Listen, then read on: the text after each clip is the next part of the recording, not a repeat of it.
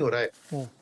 Okay, Daljit sir ये बताइए कि जिस जिस बिना पे हम लोग बाजार की व्याख्या करते हैं कि इंडिया में ये हमारी ग्रोथ है वो ठीक ठाक दिख रही है, महंगाई कंट्रोल में है, एज़ कम्पेयर टू यूएस हम लोग की महंगाई तो बहुत ही कम है, उनकी वजह से हमको झेलना पड़ता है, टैक्स कलेक्शन बहुत अच्छा है, जीएसटी कलेक्शन बहुत अच्छा है, लेकिन फिर भी मार्केट ओवर वैल्यूड था, उसकी वजह से गिरा। क्या इन सारे पैरामीटर्स पे जिस पे ये मार्केट खड़ा है, क्या उसमें कहीं कोई आपको प्रॉब्लम दिख रही है, या ये चाइना वाला जो इशू खड़ा हो गया इसकी वजह से डर? वजह इसमें एक पॉइंट मैं हाईलाइट करना चाहता हूँ, उसमें आप व्यू भी दीजिएगा।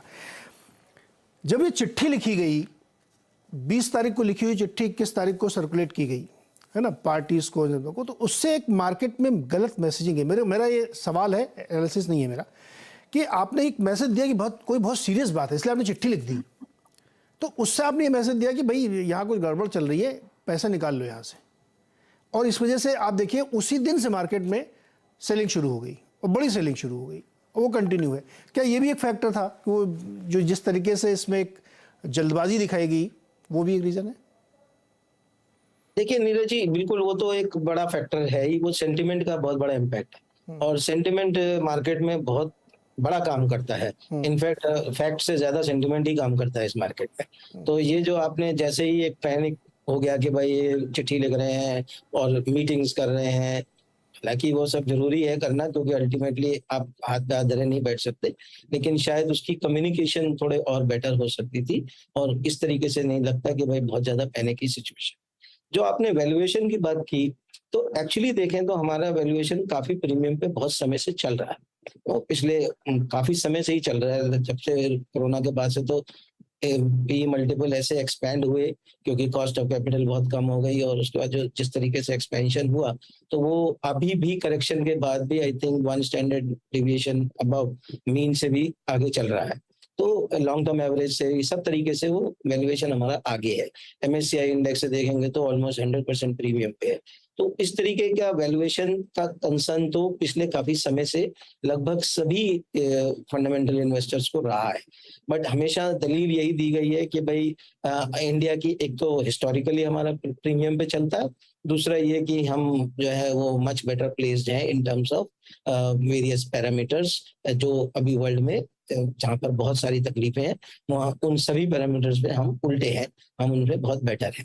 तो लेकिन ये कितने दिन तक चल सकता है, और अल्टीमेटली हम भी जैसे सब लोग बोलते ही हैं कि हम लोग भी दुनिया में अकेले नहीं रह सकते, तो ग्लोबल एक विलेज, पूरा ग्लोब ही एक पूरा विलेज हो गया, तो ऑब्वियस है कि हम पर भी इम्पैक्ट आएगा।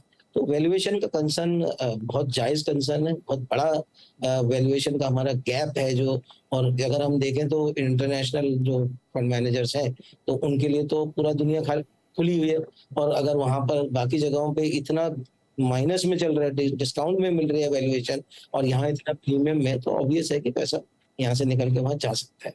तो वो, लेकिन हमारा ये मानना कि भाई वैल्यूएशन एकदम नॉर्मलाइज हो जाएगा, बिल्कुल मीन पे हम आ जाएंगे, वो भी नहीं होगा।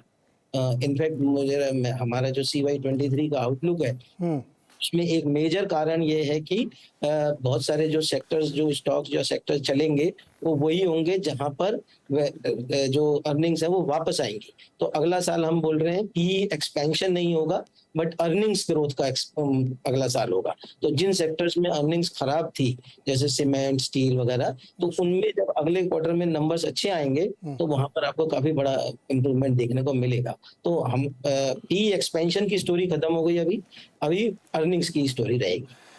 अर्निंग्स की स्टोरी रहेगी। अब इससे बाद एक लॉजिकल क्वेश्चन जो दूसरा वाला हमारा था कि जो यूएस में डर खतरा दिखाया जा रहा मंदी का, पंकज जी आपके पास आ रहा हूँ और अनुराग जी आपके पास, एक ये जो ग्लोबल, सुनील जी मैं आपको नहीं कह रहा हूँ, ग्लोबल फंड मैनेजर, उन्होंने दिमाग का डैश डैश डैश कर दिया है।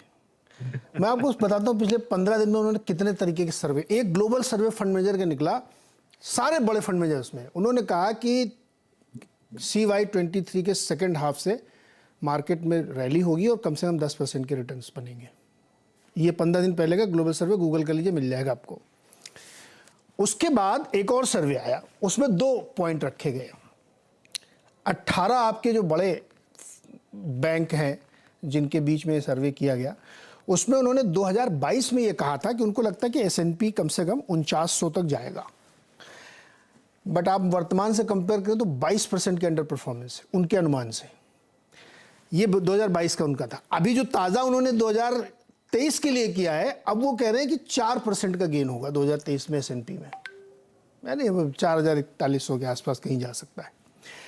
अब ये इतने डाइवर्स व्यू हैं with in the span of 1 month, तो पंकज जी क्या इससे कोई क्यों लें न लें? यूएस में जो स्थिति बन रही है उससे हम इम्यून हैं क्या भारतीय बाजार? मेरा सवाल ये है।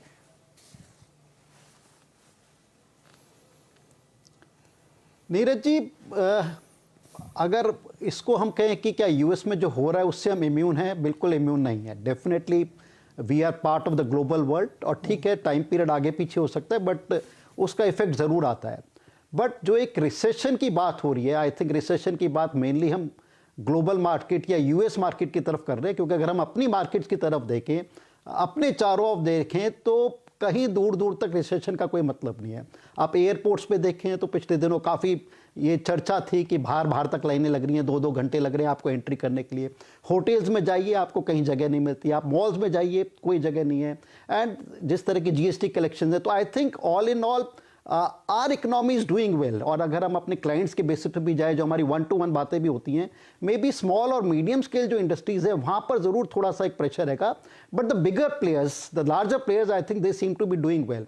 और उसके अंदर आई थिंक एक सेक्टर रोटेशन तो हम देख ही रहे हैं। जो जितना दबदबा आज से 6 महीने पहले, 9 महीने पहले से फार्मा इंडस्ट्री का था या स्टील और मेटल्स का था, शायद आज के दिन नहीं है। बट अगर हम अगले 3 महीने या अगले 6 महीने के अगले 2 क्वार्टर की बात करें, we are definitely expecting much better results from banking sectors, from PSU banks. इसमें काफ़ी अच्छे रिजल्ट आने चाहिए। IT का एक देखने वाली बात है कि कितने चैलेंजेस आते हैं कि अगले 2 क्वार्टर में क्या उनके जो मार्केट एक पेसिमिज्म एक्सपेक्ट कर रही है उनके रिजल्ट्स में, ऐसी आती है नहीं आती है। सो आई थिंक बड़ा डायनेमिक हो गया इस टाइम मार्केट में, काफ़ी मोमेंटम ड्रिवन ट्रेडिंग हो गई है, काफ़ी चर्निंग रिक्वायर्ड है। और एक जो जिसे हम बोलते हैं कि you just by a stock and sleep over it, शायद अब वो ज़माना नहीं रहा हुआ ना। हर इन्वेस्टर्स को, हर क्लाइंट को हम ये राय देते हैं कि कहीं पर अगर बम्पर डिसेंट प्रॉफिट्स मिल रहे हैं, कभी कभी हमें देखने को मिला है कि 25 से 40% के छोटी अवधि में रिटर्न मिल रहे हैं, I think they are not sustainable. उसमें प्रॉफिट्स को बुक करिए, मे बी सिट आउट। और जिस तरह से अब हम देख रहे हैं कि डेट मार्केट में रिटर्न्स आ रहे हैं, ऑलमोस्ट जो 5-5.5% इंटरेस्ट रेट होता था वो क्लोजर टू 7.5-8 हो गया है, and this is rising.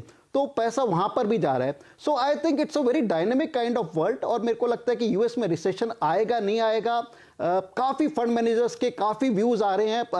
It's very difficult कि किसको हम पिक एंड चूज़ करें, बट काफ़ी कुछ एक शॉर्ट टर्म मंदी या शॉर्ट टर्म रिसेशन मार्केट में इनबिल्ट है। क्या वो एक डीपर रिसेशन होगा, ये कहना बड़ा मुश्किल।